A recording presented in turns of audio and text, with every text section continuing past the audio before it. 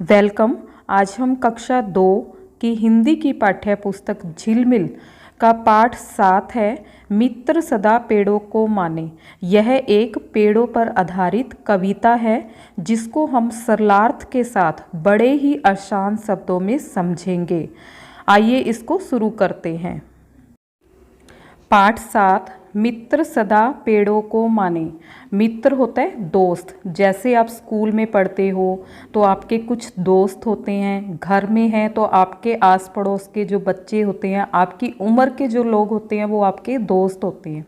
सदा यानी कि हमेशा, पेड़ों यानी कि वृक्ष जो भी हमारे आसपास लगे हुए हैं जिससे हमें कुछ ना कुछ फ़ायदा होता है, चाहे वो खाने वाले फल दे या सब्जियां दे या जड़ी बूटियां दे, वो सारे पेड़ या वृक्ष हो जाएंगे। तो क्या कहा गया है कि हमें अपने वृक्षों को मित्र यानी कि दोस्त हमेशा मानना चाहिए, उन्हें दुश्मन नहीं समझना चाहिए। आइए अब हम इस कविता को सरलार्थ के साथ करें। पेड़ों की भाषा पहचाने। अब देखो यहाँ पर पेड़ों की भाषा कहा गया है। जैसे आपने एक छोटे बच्चे को देखा है, वो कैसे बोलता है, हमारी भाषा नहीं बोल पाता है, लेकिन फिर भी हम उसकी भाषा को समझते हैं ना। वो पानी को मम बोलता है या अपने भावनाएं, रोना हंसना दिखाता है खुश होके, तो हम उससे समझते हैं ना वो क्या चीज़ मांग रहा है। इसी तरह अगर हम घर में कोई जानवर पालते हैं, जैसे कुत्ता है या बिल्ली है, तो धीरे धीरे हम उसके साथ रहते हुए उसकी भाषा को समझने लग जाते हैं ना। वो हमारी भाषा तो नहीं बोलता, लेकिन हम उसकी भाषा को समझते हैं। उससे हमें पता चलता है कि ये बीमार है या खुश हो रहा है या क्या है। तो उसी तरह हमें क्या है, पेड़ों की भाषा को भी, पेड़ों की भी भाषा है, उस भाषा को समझना चाहिए। कैसे समझेंगे? जब हम उसके साथ दोस्ती करेंगे, उसके साथ समय बिताएंगे। ठीक है, तो कविता में एक सबसे बड़ी बात कही गई है, पेड़ों की भाषा पहचाने, मित्र सदा पेड़ों को माने। हमें इन पेड़ों को अपना दोस्त मानना चाहिए। जिस तरह दोस्त हमारा बुरा नहीं कर सकते, उस तरह पेड़ भी हमारा बुरा नहीं करते हैं। अब क्या करना चाहिए? इन्हें खाद और पानी दे हम, इनको धूप सुहानी दे हम। क्या है, जैसे घर में छोटा बच्चा है तो हमें उसे क्या है, जैसे हम खाना खाते हैं जो 2 या 3 टाइम है, तो हमें उसे भी चाहे थोड़ी मात्रा में हो खाना देना चाहिए। अगर हमने घर में जानवर रखे हैं, कुत्ता बिल्ली या खरगोश कुछ भी रखा है, तो हमें उसके अनुसार उसे दाना अन्न देना चाहिए, पानी देना चाहिए। कुत्ता है खाना देना चाहिए। इसी तरह हमें क्या है, पेड़ों को भी अगर वो छोटे हैं तो उन्हें समय समय पर खाद देनी चाहिए और उन्हें पानी देना चाहिए, क्योंकि उनका भोजन क्या है, पानी है और खाद है। खाद कब देते हैं? थोड़े समय के बाद, ताकि उन्हें कीड़े मकोड़े या दीमक ना खाए, तभी वो बड़े होंगे।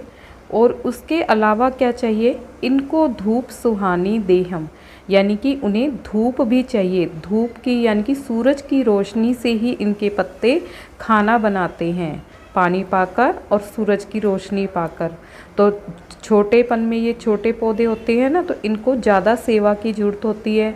जैसे जैसे ये बड़े हो जाते हैं तो हमें इतना सब कुछ नहीं करना होता, ये अपने आप ही पानी को खींच लेते हैं ज़मीन से। इसके बाद है, तंग न इनको करना जाने। जिस तरह अगर आपके दोस्त हैं तो आप दोस्तों को तंग नहीं करते हो ना, उसी तरह पेड़ पौधों को भी तंग नहीं करना चाहिए। यहाँ तंग करने का मतलब है कि उसके पत्तों को खींचना, तोड़ना, डालियों को तोड़ना, पेड़ को काटना आदि काम, ठीक है, ये सब नहीं करना चाहिए। मित्र सदा पेड़ों को माने, और हमें इन पेड़ों को अपना दोस्त मानना चाहिए। उसके बाद दूसरा पैराग्राफ है, उससे पहले फ़ोटो को देखोगे, नीचे देखो आप, एक लड़की पेड़ के पास खड़ी होकर पेड़ को ऊपर देख रही है और पेड़ पर उसे कुछ फल दिख रहे हैं और ये पीले रंग के हैं। उससे हम अंदाज़ा लगा सकते हैं कि ये आम का पेड़ है।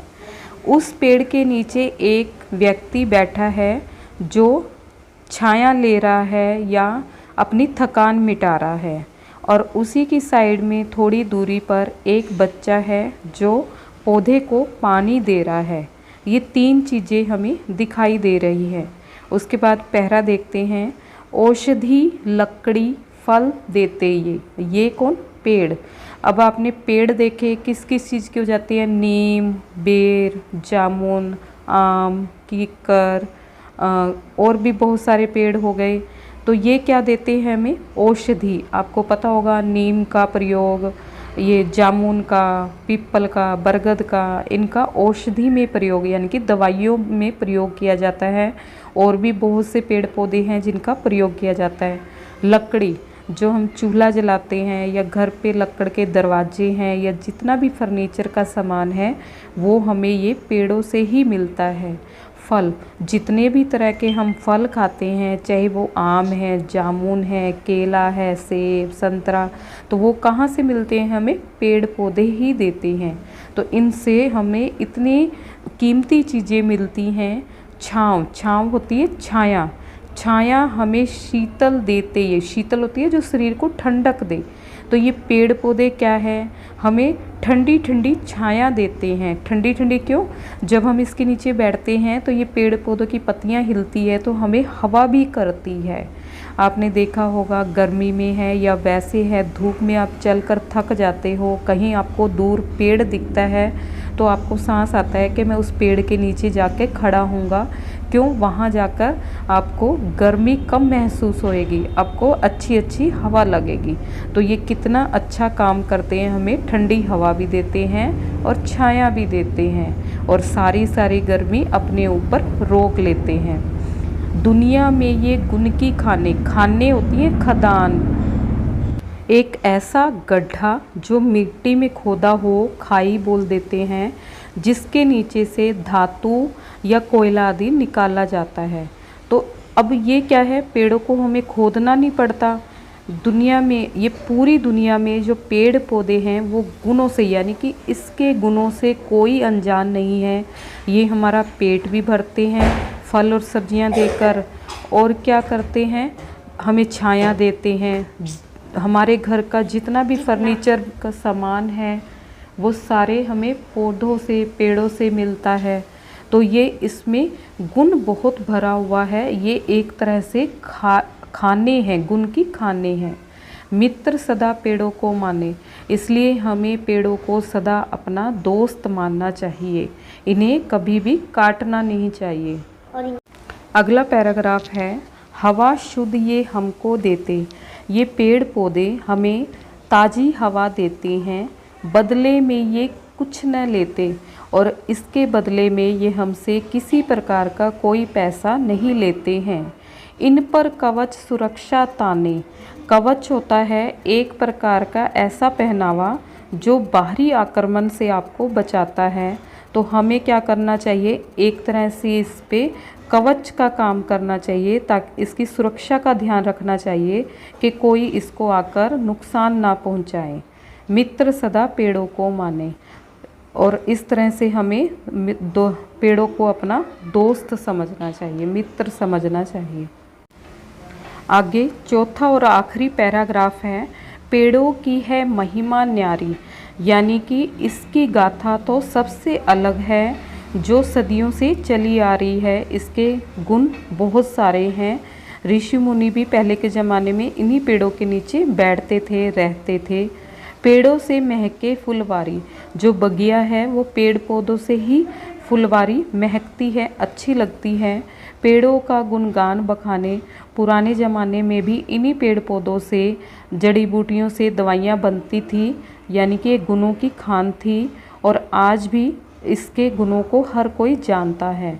मित्र सदा पेड़ों को माने, और हमें पेड़ों को अपना दोस्त मानना चाहिए, और जिसे इसके गुण नहीं पता है उन्हें इसका गुणगान बखाना चाहिए, मतलब बताना चाहिए, गुणों को बताना चाहिए और पेड़ों को काटने से रोकना चाहिए।